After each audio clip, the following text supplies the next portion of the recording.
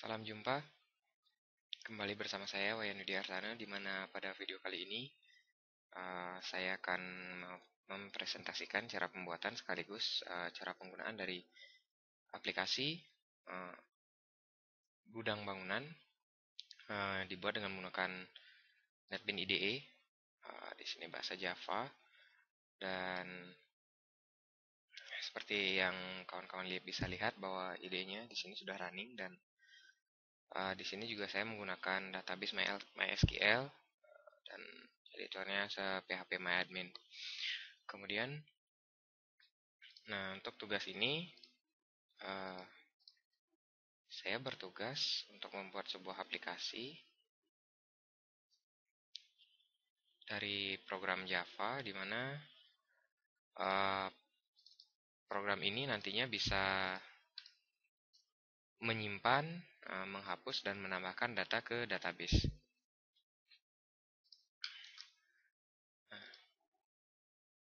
Sekarang kita lihat dulu seperti apa running programnya. Di sini adalah tampilan utamanya. Kemudian sini ada menu file, user, setting, dan exit. Pada menu file saya sediakan menu stok barang, in-out barang, jenis barang. Pada user saya sediakan nomor login, dan pada setting saya sediakan tema. Di sini bisa mengubah tema sesuai dengan keinginan sendiri. Seperti ini.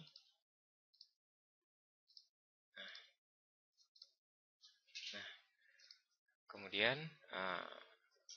ada tombol exit untuk keluar dari aplikasi. Untuk yang pertama, di sini kita bisa menggunakan user yang membuka, mengklik tombol user, kemudian login, dan login dengan menggunakan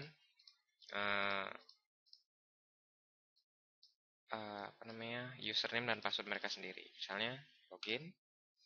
Di sini jika password dan gininya benar, maka muncul pesan seperti ini, dan di sini akan kelihatan di status bar bahwa yang login itu adalah Arte, kemudian dengan user ID 1 dan full name-nya Wayan Widiartana. Klik OK. Kemudian kita bisa menggunakan full semua menu yang ada di sini. Misalnya di stok barang atau di jenis barang, kita bisa menambahkan.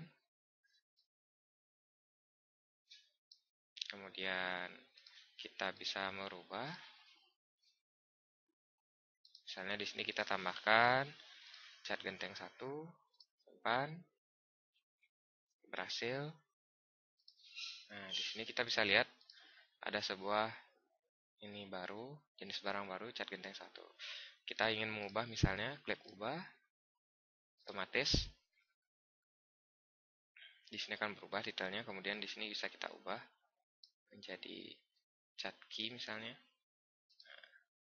Di sini langsung berubah pada form ini data jenis barangnya. Kalau kita ingin menghapus, maka akan muncul konfirmasi apakah benar-benar ingin menghapus atau tidak. Kemudian bisa diklik yes, berhasil. Itu untuk jenis barang. Kemudian untuk di stock in out, di sini kita bisa lihat daftar in out barang yang pernah dikeluarkan atau yang pernah dilakukan.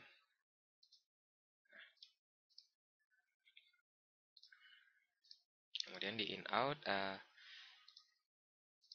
di stok barang kita bisa melihat jumlah stok barangnya. Untuk di sini misalnya untuk menambah barang, kita tinggal klik tombol tambah yang ada di form daftar dan stok barang di gudang. Di sini kita pilih jenisnya apa sesuai dengan yang sudah diinputkan pada data jenis barang di sini. Kemudian kita inputkan namanya, kemudian kita inputkan satuannya, kemudian kita save. Misalnya atap dengan nama genteng 2, satuannya buah. Kita simpan. Di sini muncul pesan, perintah berhasil dilaksanakan. Di sini langsung muncul barang yang sudah kita inputkan dengan jumlah stok 0 karena tidak ada barang masuk dan keluar seperti itu. Di sini untuk menambah stok dan segala macamnya, kalau misalnya terjadi ada barang masuk ke gudang, maka kita bisa tambahkan yang masuk. Yang tadi misalnya genteng 2, jumlahnya 12. Pada tanggal 18 bulan 7 masuk dengan keterangan tanpa keterangan, misalnya kita simpan, perintah berhasil dilaksanakan. Nah, di sini muncul atap nama genteng 2 tipe in, jumlahnya sebanyak 12. Nah, di sini langsung berubah jumlahnya sebanyak 12 karena barang yang masuk 12. Misalnya di sini kita tambahkan barang yang keluar itu genteng 2 dengan jumlah 10. Hanya out pada tanggal 26. Kita simpan, perintah berhasil dilaksanakan. Maka nantinya di form stok barang gentengnya sudah berubah menjadi 2. Nah, kemudian apabila kita menambahkan out tetapi melebihi dari kapasitas, maka akan muncul pesan bahwa stok barang tidak mencukupi, sejumlah stok yang tersedia hanya 2 buah.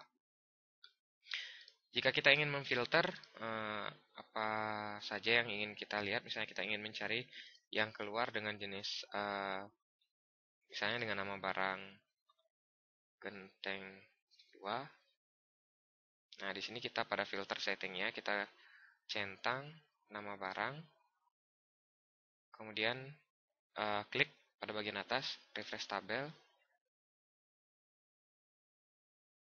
Nah, ya, kelihatan.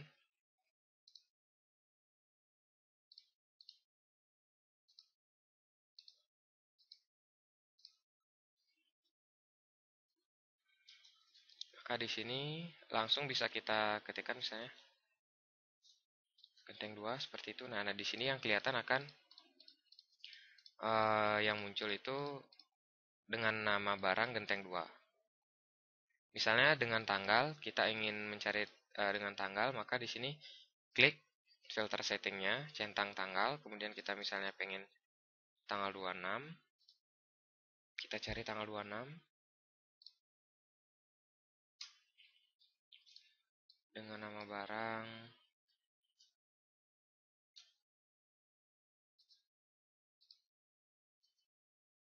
kita refresh tabel.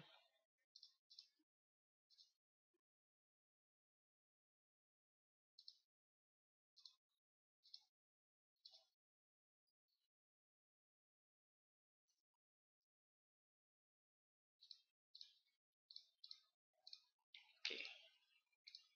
Sama juga seperti yang lainnya, kalau misalnya kita ingin memilih barang masuk atau barang keluar,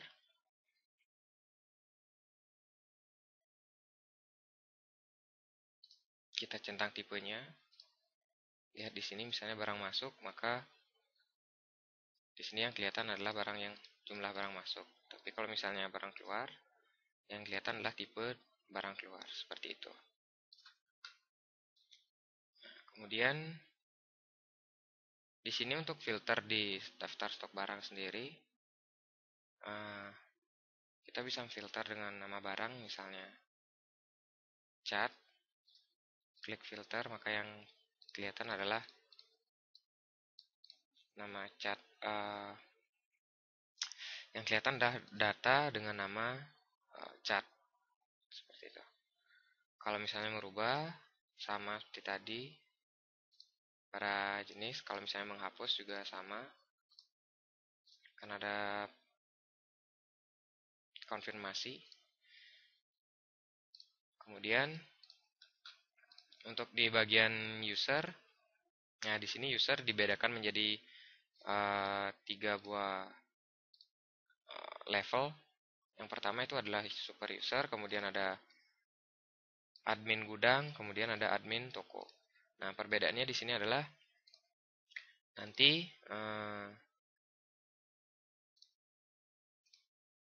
saya di sini sebagai arte, masuk sebagai arte, di mana level saya dalam sistem ini adalah super user, maka saya bisa mengakses semua menu yang ada di sini, termasuk di manajemen user. Nah, akan tetapi jika saya login dengan menggunakan akun yang lain, misalnya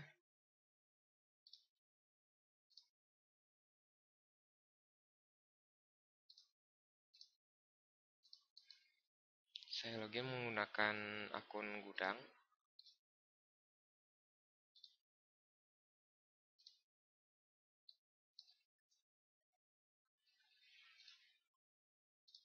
Nah, di sini ID-nya 2. Saya tidak bisa manajemen user karena bukan login sebagai super admin. Nah, fitur yang lain dari program ini adalah yang paling penting dalam program ini adalah fitur pesan atau komunikasi dari toko dan gudangnya. Misalnya di sini saya menambah pesan ke gudang untuk mengirim barang, tanggal yang saya tentukan, kemudian toko atau di sini gudang arte, kemudian isinya bisa ditambahkan di sini alamat, kemudian dan barang-barang yang harus dikirim.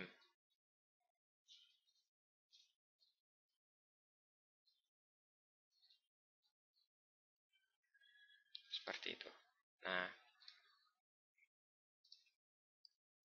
jika sudah, maka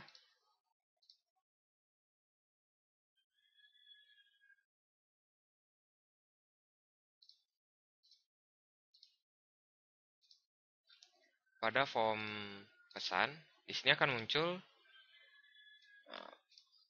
pesan yang dikirim oleh user lain. Nah, di sini kita bisa eksekusi. Di sini ada statusnya. Kalau dicentang berarti sudah dilaksanakan. Kalau belum dicentang berarti belum dilaksanakan.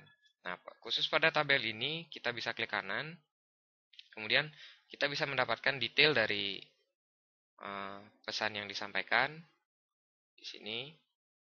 Dan juga kita bisa execute. Execute di sini maksudnya adalah kita laksanakan tugasnya atau kita tambahkan keterangan bahwa telah berhasil dilaksanakan. Nah, seperti itu.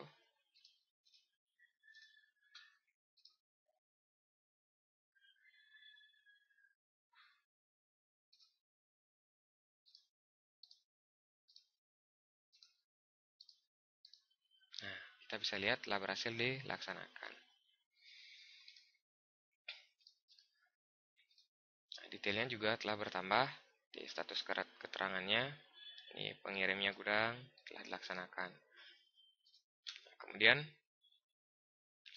untuk yang lainnya di manajemen user, di sini karena saya login sebagai administrator, maka super user, maka saya bisa mengedit atau mengubah data-data yang ada di data-data user yang ada di sistem ini. Saya bisa delete dan saya bisa tambahkan. Seperti itu. Nah, kemudian di sini saya sebagai user sendiri, semua user nanti bisa mengubah passwordnya dengan menginputkan password yang lama, kemudian password yang baru, kemudian password yang mengkonfirmasi password baru. Nah, jika terjadi kesalahan pengetikan akan muncul pesan seperti ini. Nah, tapi jika benar maka akan muncul pesan bahwa perintah telah berhasil dilaksanakan. Kemudian sini ada tombol exit, dikonfirmasi apakah ingin keluar atau tidak. Kemudian di sini untuk temanya sendiri ada 1, 2, 3, 4, 5, 6, 7, 8, 9, 10. Ada 10 tema yang bisa dipilih dan dimanfaatkan untuk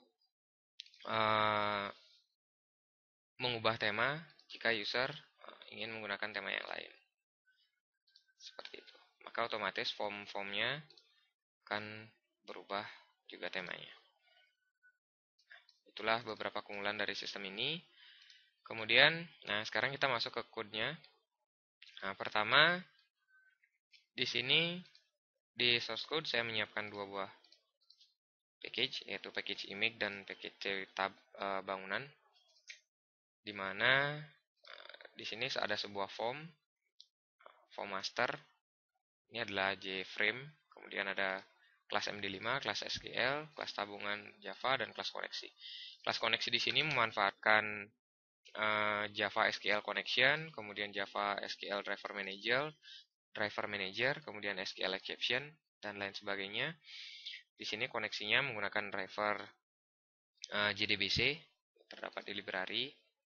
Bisa kita tambahkan di library-nya dengan menggunakan menu yang ada di sini, Add Library. Nah, di sini kita bisa pilih JDBC. Nah, MySQL JDBC driver.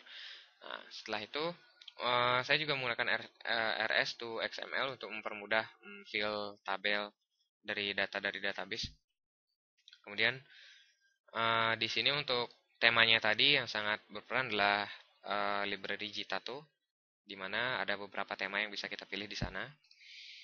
Kemudian untuk formnya sendiri, saya menggunakan satu form master, satu JFrame, dan di dalamnya ada sebuah desktop pane. Nah, di mana di dalam desktop pane ini semua form yang lain itu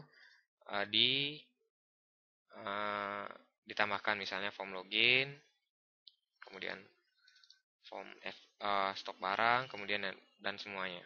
Di sini semuanya ada di desktop pane, itulah kenapa pada saat di run program ini tidak membuka tab baru, melainkan dia formnya semuanya muncul di dalam frame yang utama, seperti itu. Jadi pengguna tidak bingung memilih di bagian taskbar mereka di mana form yang saya sudah klik tadi, seperti itu. Jadi semacam master form. Nah, kemudian untuk source code-nya sendiri, kita mulai dari source code menu. Nah, di sini pada file ada stok barang. Saya menaruh event di action perform-nya. Kemudian saya panggil appstock set visible true. Nah, di sini berarti bahwa appstock atau form stock-nya kita perlihatkan atau visible-nya dibenarkan. Nah, di sini bisa kita tambahkan supaya langsung dipilih.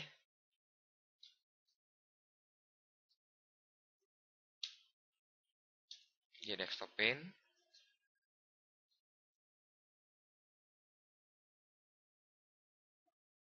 Set selected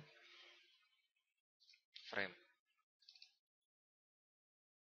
Nah, seperti ini. Nanti frame-nya appstock ini akan langsung di statusnya diseleksi atau dipilih oleh pengguna, seperti itu.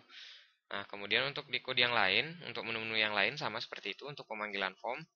Nah, di sini yang untuk save, edit, dan delete-nya itu ada di form stock misalnya.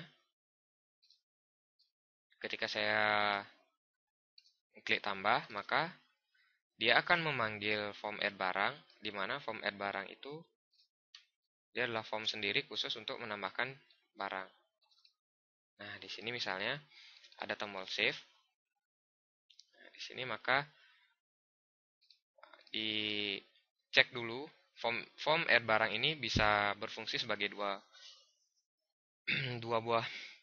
memiliki dua buah fungsi, maksud saya. Maka dia bisa digunakan untuk merubah data dan digunakan untuk menyimpan data, di mana yang digunakan itu adalah yang dimanfaatkan adalah titelnya. Jika titel dari atau judul dari form itu memiliki kata ubah, maka dia akan mengubah SQL sintaknya menjadi update. Tapi jika dia mengandung kata ubah, maka tidak mengandung kata ubah, maka SQL-nya akan dirubah menjadi insert. Nah, seperti itu. Nah, di sini terdapat sintak untuk mengeksekut query-nya, gudang titik execute query, di mana gudang ini adalah sebuah objek dari kelas gudang, kelas SQL maksud saya, di mana kelas SQL ini memiliki fungsi query untuk mengexecute query. Dia membuat statement, kemudian mengexecute query-nya, dan jika berhasil maka akan dikeluarkan perintah, dan jika tidak maka akan dikeluarkan error yang terjadi. Seperti itu. Kemudian di SQL ini juga ada yang lain, fungsi-fungsi yang saya manfaatkan untuk mendapatkan stok, misalnya untuk show message atau show error, kemudian untuk query, untuk get row, kemudian untuk get ID barang, ada fill tabel juga.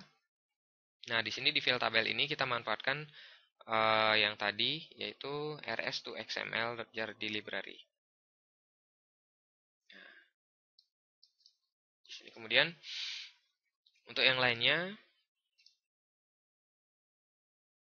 di sini dengan logika-logika tertentu saya tambahkan, maka aplikasi ini bisa berjalan sebagaimana mestinya. Dan untuk mengganti tema seperti tadi, di sini saya deklarasikan sebuah tema, kemudian memanggil fungsi untuk mengubah tema, yaitu setThemes. Nah, di setThemes ini saya buatkan fungsi untuk mengubah semua tema di form. Maksud saya mengubah tema di semua form. Jadi ketika saya mengklik sebuah tema, maka semua temanya itu akan berubah. Seperti itu. Nah, untuk database-nya sendiri, saya menggunakan 1, 2, 3, 4, 5, 6 buah tabel, di mana tabel user berfungsi untuk menyimpan nama-nama user dan sekaligus levelnya. Kemudian ada request di sini untuk komunikasinya. Kemudian jenis barang, in out untuk menyimpan data in dan out barang. Di sini direlasikan dengan tabel barang. Kemudian tabel chat belum digunakan. Seperti itu. Nah, demikian penggunaan video dari pembuatan dan juga penggunaan dari tugas besar saya kali ini. Semoga bisa membantu kawan-kawan yang sedang belajar Java dan juga meningkatkan nilai saya untuk D4 TKJMD Base 7. Form yang saya gunakan cuma satu, kemudian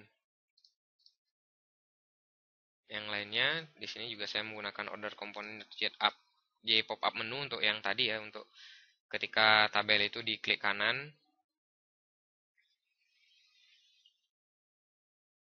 Sebentar.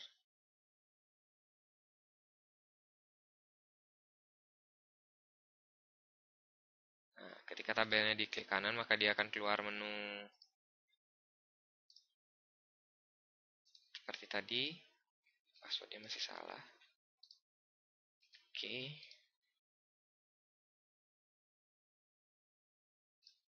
Nah, seperti ini digunakan pop-up menu. Nah, untuk temanya sendiri banyak yang bisa dipilih, langsung formnya itu berubah. Seperti itu. Nah, seperti inilah penggunaan form aplikasi yang saya buat. Semoga bisa membantu teman-teman yang sedang membuat aplikasi dari Java. Salam dari saya, Wayan Widiartana, kepada TKJMD Batch 7, Together We Can. Sampai jumpa.